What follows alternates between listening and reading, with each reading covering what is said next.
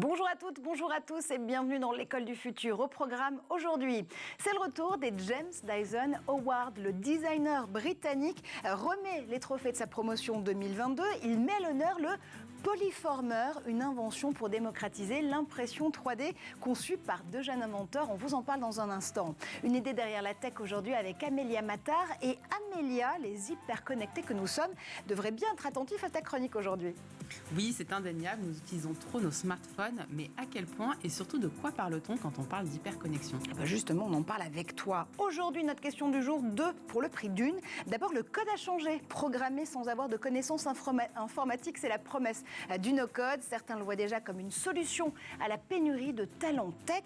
Alors, le no-code est-il le nouveau cool ? On en parle avec un habitué de l'école du futur, pro du secteur, cofondateur de contournement.io, Erwan Kezar. Hello Erwan. Bonjour tout le monde. Tu es le co-auteur du tout premier guide français sur le no-code. No-code, une génération d'outils numériques. Ça sort le 1er décembre, dans quelques jours, aux éditions Erol, et on en parle avec toi dans un instant. Et puis en deuxième partie, mission enfin réussie pour Artemis. Le programme de la NASA s'était lancé vers la Lune ce 23 novembre dernier, après plusieurs reports. Et puis Sophie Adno, elle, a bientôt la tête dans les étoiles. La Française a été choisie pour faire partie de la nouvelle promo de l'ESA. On en parlera avec Guillaume Langin, journaliste pour l'excellent titre Ciel et Espace. Mais d'abord, focus.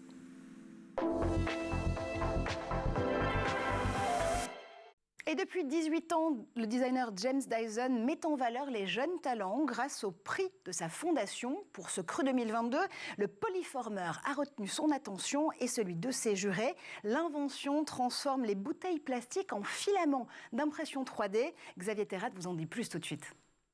And I just wanted to tell you that you're the winner of the Sustainability Award.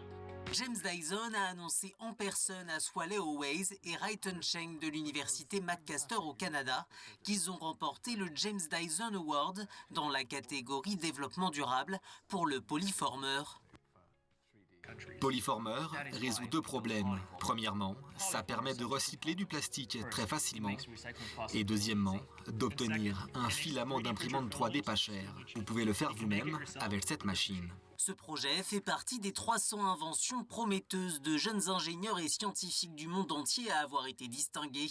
Cette idée leur est venue alors qu'ils travaillaient dans un espace de fabrication au Rwanda et ont constaté que les habitants n'avaient pas les moyens d'utiliser des imprimantes 3D à cause du prix élevé de l'importation de filaments dans le pays. Polyformer découpe les bouteilles en plastique en longues bandes qui sont ensuite introduites dans une machine. Chaque bande est thermoformée en un filament de 1,75 mm. Le filament passe ensuite par des ouvertures pour refroidir le plastique avant d'être enroulé autour d'une bobine, prêt à être inséré dans une imprimante 3D, une invention économique et écologique. Une bouteille en plastique de 50 centilitres ne peut produire que 3 mètres de filament. La prochaine étape pour Swallow Airways et Rayton Cheng est donc de développer un mécanisme capable de réunir automatiquement plusieurs brins de filament d'imprimante en une longue pièce unique. Un projet baptisé Polyjoiner qui est également 100% open source pour que les pays en développement puissent s'en saisir. Et voilà pour l'inventivité justement et les prix James Dyson Award 2022. Tout de suite, le code a changé. On en parle avec Erwan Kezar. Erwan, tu nous rejoins aujourd'hui dans l'école du futur. Évidemment, pour parler no-code, c'est ta spécialité, mais pas seulement. Tu es le co-auteur du tout premier guide français sur le no-code. No-code, une génération d'outils numériques. Ça sort le 1er décembre, dans quelques jours donc, aux éditions Erol. Un beau bébé de 336 pages rédigé avec tes co-auteurs Alexis Kovalenko et Florian Riens, qui sont aussi deux entrepreneurs spécialistes de la question. Alors, quand on parle de no-code, Microsoft dit que c'est tout simplement l'avenir de l'informatique, une solution économique à la crise à venir. Ça, c'est pour le média Fast Company. Bref, le no-code est sur toutes les lèvres et sur tous les claviers, surtout du monde de la tech. Et il s'agit de la capacité à créer un logiciel sans avoir à écrire la moindre ligne de code. Ça, c'est pour le résumer. Mais Dr Kezar, le no-code, c'est quoi exactement ? Alors le no-code, je dirais pas que c'est l'avenir de l'informatique, je dirais que c'est l'avenir d'une partie de l'informatique. Notamment une partie de l'informatique où les gens ont besoin de se créer leurs propres outils, où les gens, même quand ils n'ont pas de compétences techniques, ont besoin de lancer leurs projets eux-mêmes, ont besoin de créer leur site eux-mêmes, ont besoin d'automatiser des tâches répétitives qu'ils font systématiquement au bureau chaque jour en perdant du temps. En fait, le no-code, c'est une nouvelle technologie d'outils numériques qui permet donc de réaliser ce que je disais, des sites web, des applis mobiles, des outils internes, des automatisations, sans avoir de compétences techniques, sans avoir la compétence du code, sans savoir écrire sans savoir écrire de code informatique. Et je précise un truc important, c'est que ces outils no-code, donc ils sont 100% visuels, il n'y a pas de code à lire ou à écrire. Ils sont designés pour que des personnes non techniques les utilisent. On voit même par exemple, il y a Startup for Kids qui travaille avec des collégiennes sur ça, des collégiennes lycéennes, et elles arrivent à faire des projets de sites, d'applis, voilà, alors qu'elles sont jeunes et qu'elles n'ont pas encore d'expérience professionnelle ni rien. Et du coup, ça, c'est aussi possible parce que tout se passe en ligne. On pourrait dire qu'il y a des outils, en effet, de programmation visuelle qui permettent de faire des choses visuellement depuis longtemps. Depuis les années 90, il y a déjà des outils qui permettent de faire des choses visuellement là où il y aurait besoin de coder. Mais là, la vraie révolution du no-code, c'est que tout se passe en ligne, c'est-à-dire que vous n'avez rien à installer et rien à héberger dans la plupart des cas. C'est-à-dire que là, vous avez besoin de faire une appli mobile, je ne sais pas, pour lister les épiceries ouvertes pendant les épiceries solidaires de Paris, par exemple. Eh bien, vous créez un compte, comme si vous créez un compte sur Instagram, identifiant mot de passe, hop, vous commencez à bosser visuellement, vous dites là je veux une image, là je veux du texte, hein. Vous cliquez sur publier et c'est publié. Et c'est ça la vraie révolution du no-code selon nous, c'est que y a pas à prendre en charge tout ce qui est l'installation, l'hébergement, louer des serveurs. Et ça donne vraiment lieu, enfin nous on voit vraiment que ça ouvre la porte à des publics très divers, que ce soit des TPE-PME, des salariés dans des grandes entreprises, des associations qui parfois galéraient par exemple pour faire un outil de gestion de leurs bénévoles. Mais là, en une demi-journée, ils arrivent à faire des choses. Voilà, c'est ça le no-code. Donc, si je t'entends bien, on a l'impression que c'est quasiment une baguette magique, c'est un peu du plug and play. J'ai une envie de designer un site, je vais sur un outil no-code, et là, instantanément, je peux justement développer ce site, cette appli en quelques heures seulement. Mais c'est quand même un paradoxe. Et Amélia, justement, est avec nous aussi en plateau. Elle connaît bien la question, justement, du code et de l'apprentissage du code pour les enfants, notamment, avec ou sans écran. Je croyais que la grande nouveauté, justement, de ces dernières années, c'était de se dire il faut, justement, apprendre les langages informatiques, savoir coder, mettre de l'algorithmie et du code entre les mains des enfants pour que ça devienne un nouveau réflexe, une nouvelle langue vivante. Et là, tu nous dis, finalement, non, vous n'avez pas forcément besoin de code. D'abord, une réaction d'Amélia, parce que justement, toute la proposition de Coloris, qui est la start-up que tu portes, est d'aider les enfants à comprendre mieux la logique du code. Oui, et je pense qu'en fait, les deux propositions sont finalement complémentaires, parce que comprendre la logique du code, ça a des vertus qui sont autres que de développer en tant que tel. C'est aussi travailler sa logique, c'est aussi s'intéresser au sujet informatique, notamment pour les filles. C'est aussi travailler les apprentissages fondamentaux, comme la numération, de manière détournée. Donc, je ne crois pas que ce soit un remplacement, mais juste une complémentarité à ce qui existe déjà. Donc, complémentarité, nous dit Amélia, c'est bien, c'est un esprit de conciliation, Erwan, tu le vois. Quand même, il n'y a pas une idée de se dire haro sur les codeurs, les développeurs? Non. Non, c'est vrai qu'il faut faire attention parce que le no-code donc, sont des outils, mais c'est aussi tout un mouvement, ce sont des communautés, ce sont des phénomènes humains, c'est un historique technique, et d'ailleurs on en parle beaucoup dans le livre, c'est pas juste le no-code pour les nuls, on parle vraiment de la dimension historique, technologique, humaine de tout ça. Et justement, on entend de tout sur le no-code, on entend justement des effets baguette magique, c'est facile, tout est possible, ce qui est faux, on y reviendra après si vous voulez. Des outils très accessibles, des outils très avancés, des super outils très bien faits, des outils un petit peu, on va dire, approximatifs dans leur façon d'être designés. Et du coup, ce que je veux dire par là, c'est que les outils no-code, deux choses. Premièrement, quand vous entendez le no-code est là, ça veut dire que le code c'est fini, ce sont des bêtises plus grosses que les gens qui sont en train de les dire. Aujourd'hui, clairement, les outils no-code, ça permet de couvrir une partie de ce qu'on a besoin de faire sur l'informatique. Ce que je disais, site web, appli, automatisation et choses comme ça. Par contre, tu fais pas tourner un moteur d'Airbus avec ça ou tu gères pas une infrastructure électrique au niveau d'une région. Voilà, le code a de longs jours devant lui parce qu'il y a plein de choses, il y aura toujours besoin de code, voire de plus de code. Deuxièmement, c'est intéressant parce que pour plusieurs écoles de code informatique, même pour des agences de dev ou pour des développeurs, on intervient pour sensibiliser au no-code ou pour former au no-code. Et souvent, les développeurs et les développeuses disent c'est super parce que les outils tels qu'ils sont faits, les outils d'aujourd'hui, parce qu'ils en ont vu passer des outils un peu avec des grandes promesses et c'était moyen. Là, aujourd'hui, ils disent ces outils-là, des Webflow, des Airtable, des Zapier, c'est vraiment carré, c'est conçu comme de la programmation, enfin avec des bonnes pratiques de programmation, mais sans coder. C'est-à-dire que c'est une abstraction visuelle de notre métier et ça peut nous permettre d'aller plus vite sur certaines briques et de nous concentrer là où le code a vraiment de la valeur ajoutée. C'est-à-dire sur de l'algorithmie, sur des fonctionnalités plus avancées. Et ça se branche bien. Les outils no-code s'interconnectent très bien. Et troisièmement, sur ce sujet-là aussi, sur l'apprentissage du code, à l'époque, j'étais cofondateur de Simplon.co, qui est devenu le plus gros réseau au monde d'écoles de code informatique gratuites et solidaires pour des personnes en recherche d'emploi, personnes réfugiées, de ça. J'en suis parti en 2017, mais on faisait des formations au code pour les enfants. Mais au final, aujourd'hui, quand on dit on forme les enfants au code, souvent, très souvent, on les forme à la programmation visuelle. C'est-à-dire que quand un enfant ou une enfant arrive pour apprendre le code, souvent, il ou elle va sur Scratch, qui est un logiciel créé par le MIT, qui est 100% visuel, où en gros, tu vas imbriquer des briques pour dire quand il se passe ci, il se passe ça, alors telle variable et tout. Et en fait, c'est du no-code en quelque sorte. C'est-à-dire qu'on n'écrit pas du code. Visuellement, on programme pour comprendre les concepts du code et derrière, on apprend du code. Et je conclurai là-dessus en disant que le no-code est l'un des meilleurs moyens pour apprendre le code. On a fait une expérience avec l'association Décodeuse, par exemple, pour une trentaine de demandeuses d'emploi. On a formé au no-code pour que derrière, elles puissent se former au code avec Décodeuse. Et le projet s'appelait Dénocodeuse. Et ça a fonctionné. C'est-à-dire quand tu manipules des bases de données, quand tu fais des sites visuellement, que déjà en quelques heures ou quelques jours, tu as pu faire des choses concrètes qui marchent, là, tu comprends ce à quoi sert le code.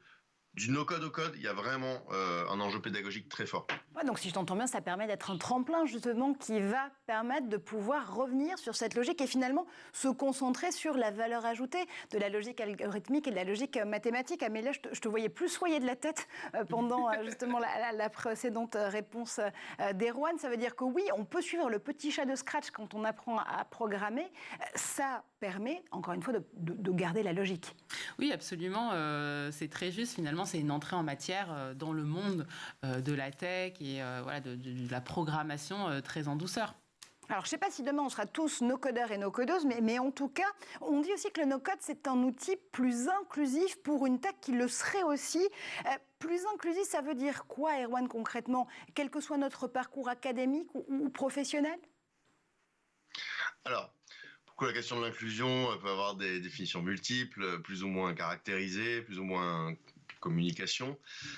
J'ai envie de dire que si on parle d'inclusion dans le sens donner au plus grand nombre l'accès à ses moyens de production, c'est-à-dire pouvoir soi-même en autonomie lancer des projets, automatiser des tâches pour gagner du temps. Là, je pense vraiment notamment aux TPE-PME, aux salariés dans les entreprises. Mais ça, oui, c'est clairement plus inclusif. C'est hyper démocratique, le no-code. Nous, que ce soit avec tout type de public, en une demi-journée, déjà, on fait des ateliers où les gens ont déjà produit des choses. Donc, c'est techniquement plus inclusif. Après, si c'est inclusif dans le sens donner des moyens de qualification, d'émancipation, économique notamment, à des profils, on va dire, qui, dans la tech ou globalement dans les métiers qualifiés, ont moins d'accès, ça peut l'être. Ça peut l'être, mais faire attention parce qu'on entend beaucoup de fantasmes collectifs du genre le no-code, c'est l'inclusion, le no-code par définition, il y a beaucoup de profils très divers, il y a de l'ascension sociale dedans. Non, pour l'instant, ça reste à créer ça. Il y a des projets qui déjà se bougent là-dessus. Mais déjà, je parlais du projet Décodeuse, des no-codeuses, c'était en non-mixité, réservé à des demandeuses d'emploi. Voilà, ça en faisait partie. Il y a un autre projet qui s'appelle No-Codeuse, d'ailleurs, une école, ils font plusieurs formations pour les demandeuses d'emploi. Pas que sur le no-code, voilà, ils font ça. Il y a Au Carré, qui est une super initiative avec un chantier d'insertion derrière. Il y a une école qui s'appelle l'Industrie, qui a priori s'intéresse au no-code à Stein pour des jeunes du 93. Il y a pas mal de choses comme ça. En Afrique, sur le continent africain, on a travaillé avec Kabaku Academy pour faire le premier bootcamp autour du no-code sur le continent africain. Et ça, c'est aussi un enjeu, parce qu'aujourd'hui, le marché, notamment pour trouver des opportunités, faire du freelance et tout, il est mondial. Tu peux bosser à distance avec le no-code. Le no-code, ça s'est développé pendant le confinement. Et par définition, quand tu fais du no-code, si tu veux être prestataire, si tu veux trouver un boulot, ou lancer ton projet, ton marché est mondial dans la langue que tu parles. Donc il y a tous ces enjeux, mais ça reste à construire. Et il faut vraiment faire attention à la récupération aussi, parce que voilà, il y a aussi beaucoup d'enjeux de communication. C'est à la mode le no-code, ça buzz. Il faut faire attention aussi à ce qu'on entend et voilà, méfiez-vous des contrefaçons, comme on dit, parce que ce genre de phénomène, en général, il y a beaucoup d'effets de mode autour. Tu as bien raison, mais c'est d'ailleurs tellement un effet de mode que le Gartner, qui est quand même un magazine relativement sérieux, un institut sérieux aussi, dit que d'ici 4 ans, 80% des applications seront créées en no-code. Si je t'entends bien, alors attention évidemment sur la notion d'inclusivité du no-code, mais c'est une question de démocratisation des technologies avant tout. Absolument, absolument. Et j'aime bien dire démocratisation des technologies à la fois pour produire des projets, très concrètement, et ça pour les entreprises, pour les entrepreneuses, les entrepreneurs, les assos, c'est très bien. Appropriation, c'est bête, mais aussi en termes de compréhension de ce qui se cache derrière. Là, on peut parler d'éducation critique, parce que quand on parle de former au code ou au no-code, il n'y a pas que le côté technique. Il y a le côté savoir de quelles briques compose en fait ce monde numérique et parfois même politiquement, économiquement, comprendre un peu les enjeux qu'il y a derrière. Par exemple, il y a Targo qui est une super société où elle forme au no-code pour faire de l'éducation populaire, en quelque sorte de l'éducation critique, et aussi amener les gens, les jeunes en insertion qu'elle forme à pratiquer des compétences professionnelles comme la gestion de projet, le marketing, qu'ils n'auraient pas pu faire sans cette brique technique. Donc, en effet, dans cette démocratisation, il y a plein de choses qui se passent. Et il y a aussi, tout simplement, il y a un gros enjeu aussi, et je précise ça, c'est que aujourd'hui, il y a un marché de l'emploi qui se crée sur le no-code. C'est peut-être des centaines d'emplois pour l'instant, pas des milliers encore, mais c'est en train de se développer vitesse grand V. Allez sur nocodejobs.fr pour voir ça, ou sur NoCode France, qui est la communauté du no-code, où il y a plus de 9000 personnes qui échangent, qui s'entraident. Vous verrez, il commence à y avoir pas mal d'opportunités. Mais il y a les métiers spécialisés, genre savoir créer des applis en no-code, savoir être de professionnel spécialisé dans le no-code. Mais il y a aussi de plus en plus d'offres d'emploi où il y a compétences en Airtable et en Zapier requises. Vous allez être chef de projet avec une spécialité no-code. Donc ça, ce sont des compétences qui petit à petit jouent. Airtable et Zapier, et Airtable et Zapier étant des outils no-code, hein. C'est bien ça? Absolument, oui, c'est ça.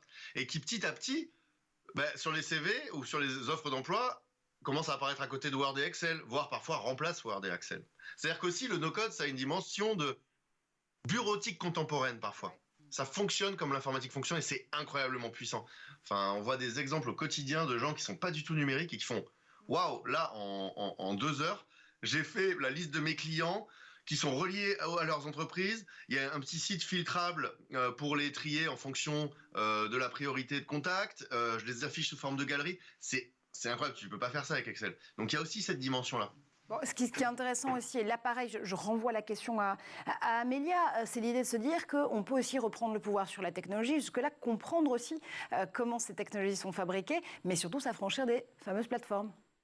Oui, absolument. Et c'est vrai que moi, je suis très sensible au discours autour des petites entreprises. On a besoin de s'approprier ces outils pour aller plus vite, pour être plus performant, pour trouver notre place sur ces marchés. Et voilà, on accueille avec beaucoup d'enthousiasme toutes ces nouveautés. Et en parlant de marché, justement, le no-code, selon Research and Markets, en tout cas aux États-Unis, pourrait peser 27 milliards de dollars en 2022. C'est aussi forcément un marché qui est trusté par des acteurs relativement connus, IBM, AWS qui est Amazon et le service cloud d'Amazon, Google, Microsoft, Oracle, Salesforce. Il y a quand même beaucoup de noms américains, on ne va pas se mentir, dans cette liste des leaders du marché no-code. Erwan, comment est-ce que la France et l'Europe peuvent justement tirer son épingle du jeu? Très intéressant. Alors déjà, je tiens à préciser juste une petite chose, c'est que ces études, souvent perso, j'ai tendance, bien sûr ça donne des points de repère, mais souvent elles mêlent no-code et low-code. Et ce sont deux choses différentes quand même. Le no-code, c'est vraiment, il y a des outils très accessibles, comme je disais, en quelques heures, on peut les prendre en main. D'autres outils plus experts, où il faut 3 semaines, 1 mois. Mais c'est vraiment du no-code, c'est-à-dire que tu n'as pas besoin de connaître le code. Le low-code, c'est souvent mélangé, mais le low-code, c'est quand même vraiment autre chose. C'est quand même vraiment, faut plutôt être techos pour utiliser ça, et c'est souvent des solutions pour les grosses entreprises vendues très cher par des éditeurs. Enfin bref, c'est deux mondes différents. Mais bon, au moins ces chiffres donnent des repères. Et en effet, aujourd'hui, les outils no-code, par exemple, dans le livre, on parle beaucoup aussi des différents outils, des différents types d'outils. quel outil utiliser pour faire quoi. On donne souvent d'ailleurs une masterclass de découverte en tant que contournement, où on cartographie, il y a un petit peu cette cartographie dans le livre, les différents outils. Et c'est vrai qu'aujourd'hui, les outils qu'on recommande, c'est-à-dire qui sont pérennes, qui sont financés, qui sont costauds en termes de sécu, qui sont vraiment bien faits, qui sont vraiment accessibles, qui sont vraiment puissants, la plupart sont américains. Ils sont là depuis plus longtemps et souvent, voilà, ils ont levé des fonds qui leur ont permis d'avoir des équipes très costauds. Les Américains sont très forts dans tout ça, on le sait, type de start-up SaaS, de start-up logiciel. Par contre, là, depuis 2-3 ans, on voit vraiment l'ascension déjà d'outils no-code français. Par exemple, XAR, You Tools, il y a TimeTonic qui est une bonne alternative à Airtable. Voilà, Airtable, c'est l'outil de base de données. Il y a une génération là d'outils français qui sont costauds, qui commencent à être connus à l'international, et on n'a vraiment pas à rougir, et qui souvent sont très aux normes avec les certifications, la législation française, par exemple pour les données de santé ou autres. Deuxièmement, en France, on est l'une des communautés les plus actives. Il faut savoir que No Code France, la communauté dont je parlais, à la base, c'était la communauté contournement qu'on a léguée au public. Et n'importe qui peut aller se connecter sur No Code France, rejoindre la communauté, rencontrer des gens. Il y a beaucoup d'événements physiques aussi, c'est très convivial. Et du coup, le fondateur de Bubble, qui a préfacé le livre d'ailleurs, Bubble étant l'un des plus gros outils No Code, il dit franchement, en France, il y a une activité de dingue autour du No Code. Donc j'ai envie de dire... Et en Europe aussi, il y a des outils de référence comme Softer pour faire des sites très rapidement et des petites applis. Ils sont allemands. Make, qui est un très gros outil, qui fait de plus en plus parler de lui, ils sont tchèques. Voilà, on n'a pas à rougir quand même en Europe. Et j'ai envie de dire, pour paraphraser une expression de notre président de la République, je pense que la France peut devenir une no-code nation. Pour le dire comme ça, ce petit mot un peu valise, c'est pour dire, franchement, il y a une performance économique, des opportunités là-dessus, que ce soit pour nos entreprises, pour notre jeunesse aussi, ou pour aussi les personnes en recherche d'emploi et tout ça. Il y a vraiment des choses à faire, et 2023, il va y avoir beaucoup de choses, je pense. Oh là là, mais votez Erwan Kayser, président de la No Code Nation, si je comprends bien. Merci infiniment de nous avoir mieux familiarisé au no code. L'avenir du code serait-il l'absence de code? Je te cite en l'occurrence, et je cite Steve Jobs notamment, puisque c'est vraiment le tout début de ce livre No Code et ses outils justement pour pouvoir s'approprier ce no code. C'est aux éditions Erol avec tes co-auteurs Alexis Kovalenko et Florian Reims. Merci infiniment Erwan d'avoir fait un tour par le plateau de l'École du Futur. Et tu le sais, tu es ici chez toi. Merci Marjorie de m'avoir donné l'occasion d'en parler. Et surtout, sachez qu'il y a un site qui va avec le livre. Si vous tapez livre contournement no code, vous trouverez le site. Parce qu'il va y avoir des séances de dédicaces, il y a une newsletter dédiée, il y a la newsletter de contournement. Pour avoir des infos, il va y avoir plus de choses qui vont se passer. Donc n'hésitez pas à suivre sur livre.contournement.io sur Google. Allez, pour une dédicace d'Erwan Kayser, tapez 1. Et pour le Zaptec, tapez 2 tout de suite avec nous.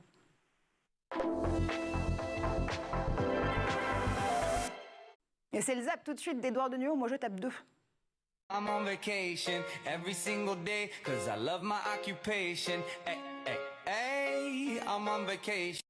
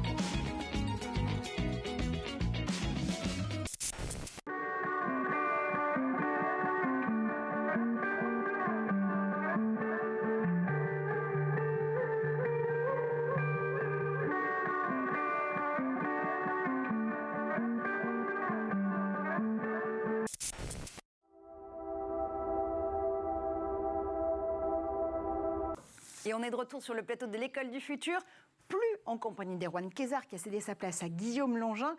Guillaume, tu es journaliste pour l'excellent titre Ciel et Espace. Avec toi, on va revenir sur cette mission enfin réussie pour Artemis, le programme de la NASA qui s'était lancé vers la Lune le 15 novembre, 16 novembre, après plusieurs reports. Et puis sur la nomination de Sophie Adno, nouvelle astronaute française qui fait partie de cette promo 2022 de l'ESA. On y revient évidemment avec toi, mais d'abord, Amélia Mattar a une idée derrière la tech.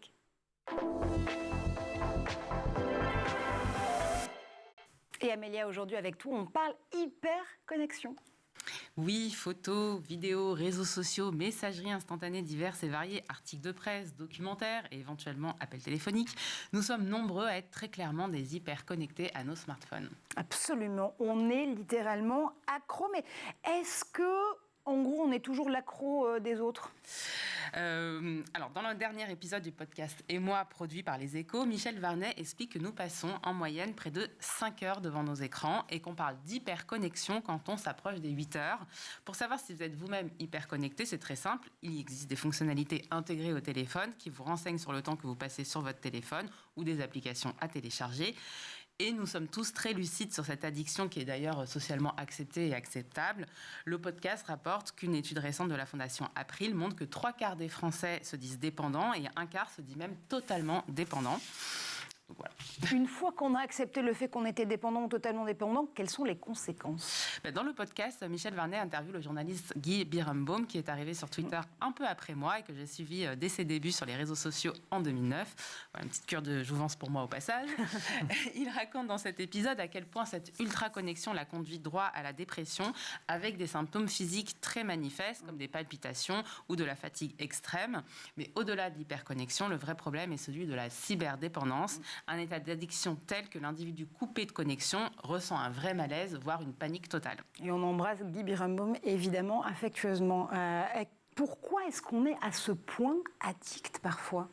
Alors clairement, c'est en partie lié à l'économie de l'attention. L'excellente scientifique Aurélie Jean, que nous adorons tous. Et on embrasse Aurélie Jean affectueusement au passage. Jean a récemment écrit un article brillant dans Le Figaro pour expliquer que l'évolution du modèle économique de Twitter n'était pas une mauvaise nouvelle en soi et qu'il était d'ailleurs souhaitable que la valeur économique des réseaux sociaux ne repose pas uniquement sur le détournement de notre attention.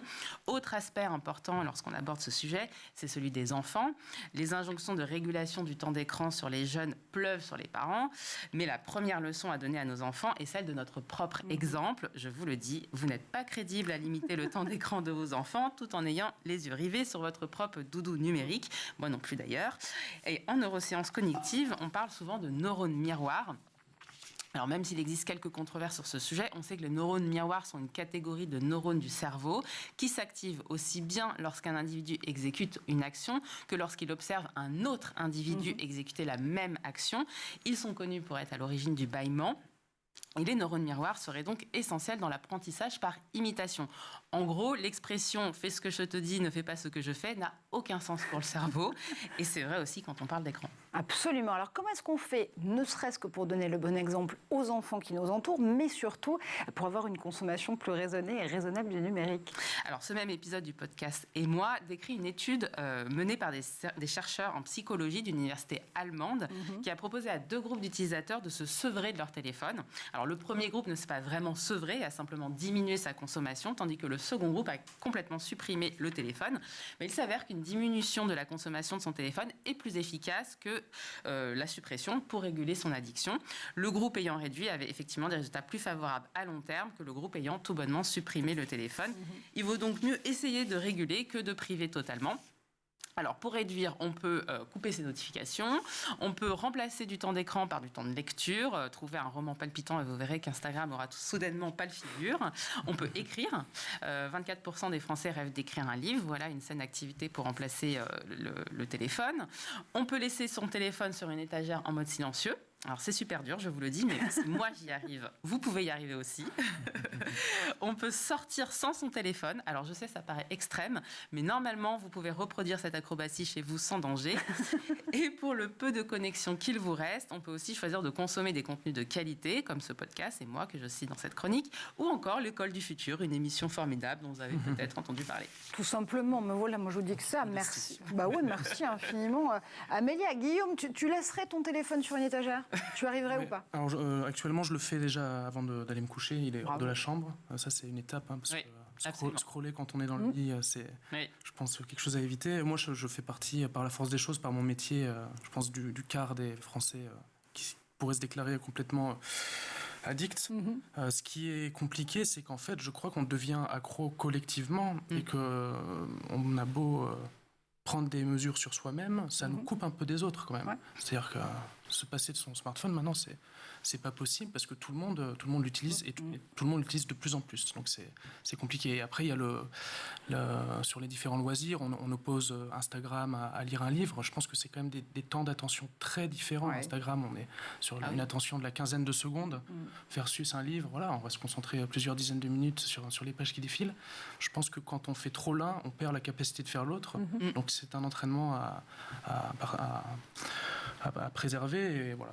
Bon, je recommande parmi les lectures Ciel et Espace également. C'est le temps long de l'information, le magazine. On a le site web pour le temps court et le magazine pour le temps long avec des articles de fond. Et des hors-séries absolument passionnants. Justement, on va en reparler avec toi puisque beaucoup d'actualités spatiales se déroulent en ce moment sous nos yeux et ça, on peut y être accro. Artemis en route vers la Lune et Sophie Adno qui succède à Claudie Aigneret. On en parle tout de suite avec toi, Guillaume. Et c'est un petit bonheur pour nous, pour toute l'équipe de l'École du Futur, je vous avoue, parce que ça fait longtemps qu'on voulait vous proposer une émission sur Artemis en vous disant que l'émission avait été enfin réussie. Et c'est vrai, le programme de la NASA s'était lancé vers la Lune ce mi-novembre. Après plusieurs reports, Sophie Adno, bientôt avec la tête dans les étoiles tout court. D'ailleurs, la Française a été choisie pour faire partie de cette nouvelle promo de l'ESA. Ce sont les deux actus, évidemment, qu'on passe en revue avec toi, Guillaume, aujourd'hui. On y revient d'abord avec cette mission lunaire. Vous le savez, plusieurs reports, le 29 août, le 3 septembre, puis le 27 septembre, des fuites de carburant, des aléas de mauvais temps. La méga fusée de la mission Artemis 1 s'est enfin lancée vers la Lune. C'était le 16 novembre dernier. Pour cette première mission, Orion, qui est la capsule européenne notamment, doit s'aventurer jusqu'à 64 km derrière la Lune, soit plus loin que tout autre vaisseau habitable jusqu'ici. Ça y est, 50 ans après le dernier vol d'Apollo, Artemis prend la relève. Guillaume. Absolument, oui, un départ attendu qui marque le coup d'envoi du programme Artemis. Artemis, c'est plus qu'une mission, c'est un programme de missions. Là, on a des missions jusqu'à Artemis 9 qui sont planifiées et on a attendu ce départ. Nous, on l'a suivi en direct avec Ciel et Espace. Alors, c'était dans la nuit du 15 au 16. C'est pour ça qu'il était encore... non, il était 16h du matin... non, il était, le 16 novembre... Après minuit en Floride, à Cap Canaveral, plus 6 heures en France, donc ça a décollé vers 7h47. Je crois pas que j'hésitais aussi sur les mi-novembre, je restais un petit peu évasive, mais en effet... Et la fusée, la méga fusée a décollé, alors non sans mal, parce que effectivement, et pas mal d'observateurs le déplorent un petit peu, l'architecture de la mission est complexe. Déjà, les carburants qu'elle utilise, c'est de l'hydrogène liquide et de l'oxygène liquide. Qui avait déjà posé problème sur la toute première tentative de décollage. Oui, absolument, c'est ça. Et sur de précédentes missions, les fusées ne fonctionnent pas toutes avec les mêmes carburants et comburants. Donc l'hydrogène liquide à très basse température est connu pour poser des défis techniques. D'autant plus quand vous devez remplir un réservoir gros comme celui de la fusée. Donc il y a eu, le mot fuite, des leaks en anglais a été maintes fois prononcé lors de ces commentaires, parce que cet hydrogène liquide s'évapore, est très fin et se faufile dans les moindres fissures, les moindres failles, les moindres joints qui ne sont pas totalement fermés. C'est ça qui a été le problème principal, plus une succession d'ouragans et de tempêtes. Yann, je crois, le premier, et Nicole ensuite, qui a mis un suspense au départ le 16 novembre, mais finalement, elle y est, et Orion voyage dans l'espace actuellement de l'autre côté de la Lune. Absolument, oui, Cap Canaveral, ça reste en Floride, et la saison des ouragans fait rage, notamment à la fin de l'été et au début de l'automne. Le futur de l'exploration spatiale, il se joue ici et maintenant. Oui, alors il y a par l'existence de ce programme de retour lunaire, c'est un coup d'accélérateur qu'il n'y avait pas pendant les décennies précédentes. Celui qui en est le commanditaire, on va dire, côté américain, là on parle de l'espace occidental, il y a la Chine également a des ambitions lunaires, mais celui qui a donné le coup d'envoi à ce programme Artemis, c'est Donald Trump en 2017, et c'était son premier décret spatial, Space Policy One. Il a signé directement revenir sur la Lune, avec des humains sur la Lune, en 2024, ce qui aurait pu coïncider avec la fin de son deuxième mandat s'il avait été réélu. C'est souvent la politique qui décide des missions spatiales plutôt que la science. La science s'invite à bord ensuite. Donald Trump a voulu Make America Great Again. Et une façon de faire, c'est d'envoyer des Américains sur la Lune, d'en renvoyer sur la Lune. Et alors on aimerait bien que la science justement se réinvite dans ce débat parce qu'avec le lancement réussi d'Artemis, le Moon Hoax est de retour. C'est vraiment les partisans de la théorie du complot lunaire qui accusent la NASA de manipuler les images sur les réseaux sociaux. Je les cite, il n'y aurait pas assez d'étoiles dans le ciel sur les images proposées par la NASA de ce décollage. La Terre serait trop petite. Guillaume, ça s'explique par la science. Il y a quand même des lois de l'optique. Et il y a aussi le fait que la luminosité du Soleil n'est pas toujours la même. Oui, absolument. Si vous regardez le Soleil de face, vous avez la pollution lumineuse du Soleil. Vous n'allez pas voir par contraste les étoiles qui sont autour. C'est pour la même raison que les astronautes d'Apollo sur la Lune a été éclairée. Donc la surface lunaire très blanche, quand elle est éclairée, elle est sombre en réalité. Mais quand elle est bien éclairée, elle brille beaucoup. Ça fait un contraste. Vous ne pouvez pas voir les étoiles et les caméras non plus. Donc c'est des histoires de contraste optique. Malheureusement, les histoires de complot, les moon hoax, sont des problèmes davantage de psychologie sociale que de science. Finalement, vous avez beau à ces personnes-là leur donner toutes les preuves, les explications techniques, scientifiques, ils trouveront toujours quelque chose à redire. Ça ne veut pas dire qu'il ne faut pas le faire, parce qu'il y a toute une classe de population qui ne verse pas encore dans le complotisme, mais qui pourrait être tenté de le faire. C'est séduisant, le complotisme, ça procure un peu de plaisir. Je pense en psychologie sociale, on peut... Ça fait aussi partie de l'économie de l'attention, que tu redécrivais tout à l'heure, d'ailleurs, Amélia. Oui, ça permet effectivement de générer plus de clics aussi. Générer des clics, croire qu'il y a... qu'on nous ment, qu'il y a une instance mondiale secrète, c'est des explications simples qui donnent des réponses, en fait, des réponses simples, et ça procure un sentiment de positif, on va dire, à ceux qui croient à ça. Moi, je ne crois pas trop, effectivement, pour revenir sur le fait d'asséner les complotistes d'explications techniques. On appelle ça le théorème du déficit. C'est-à-dire que le théorème du déficit dit que c'est parce que ces personnes-là ne sont pas assez éduquées, ne savent pas assez bien la science, la technique, qu'elles sont crédules, quelles sont ces croyances-là. Je pense que c'est pas ça, que le théorème du déficit n'est pas vrai.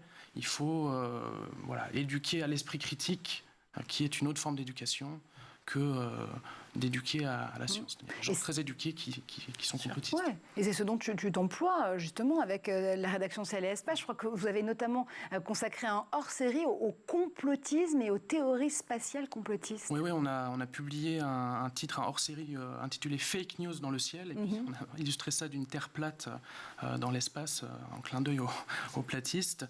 Et c'est un hors-série qu'on distribue d'ailleurs, on a distribué dans beaucoup d'écoles en France pour les jeunes, pour les moins jeunes aussi, qui utilisent les thématiques qui sont les nôtres, l'astronomie et le spatial, pour mettre en lumière des théories un peu farfelues qui prospèrent et qui dont on se fait l'écho sur les réseaux sociaux.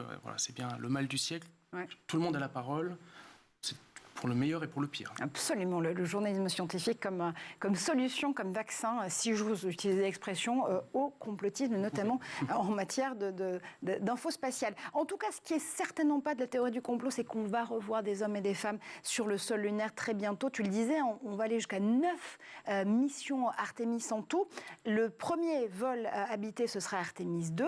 Il décollera pour la face cachée de la Lune en 2024. Et puis ensuite, le retour de l'homme sur la Lune est prévu pour 2025 avec Artemis 3. On va avoir ce feuilleton finalement Artemis qui va venir se réinviter dans l'actualité à fréquence régulière jusqu'en 2030, 2035 peut-être. Oui. Alors Vous dites, il va y avoir des humains sur la Lune, si techniquement tout se passe bien. Ce programme-là, il est encore entaché de points d'interrogation. Le feuilleton va être régulier, mais quand même avec des phases de pause entre, parce que entre Artemis 2 et Artemis 3, donc si Artemis 2 part en 2023-2024, vous allez avoir quand même une pause jusqu'à Artemis 3.